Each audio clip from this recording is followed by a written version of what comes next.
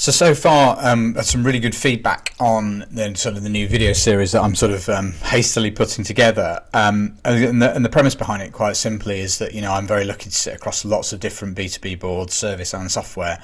And so what I wanted to do is share some of the learnings from a lot of those environments and a lot of those relationships generically. So you can perhaps understand how an NED or somebody sitting on board what they look for in terms of really enterprise value levers, and how they go about evaluating where the problem actually comes from.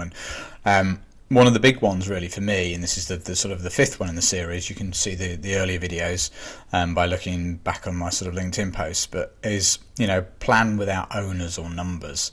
And I see this so often in businesses that are perhaps fast scaling and haven't had a chance for the systems to catch up with the commercial reality.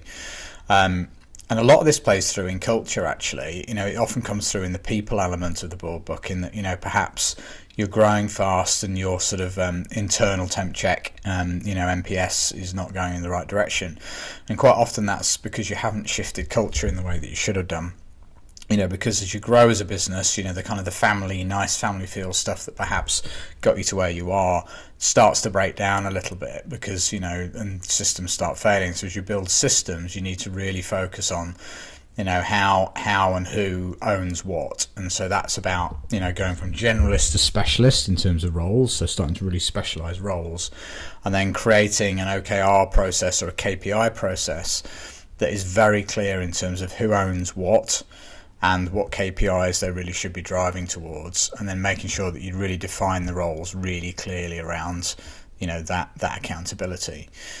Often it's the other way around, in the businesses that aren't doing that well, in that, their roles are defined by activity, not accountability. And then what generally happens is the founder ends up answering all the questions, whereas what should be happening is that you should be looking very clearly at, okay, well, this is what you need to achieve.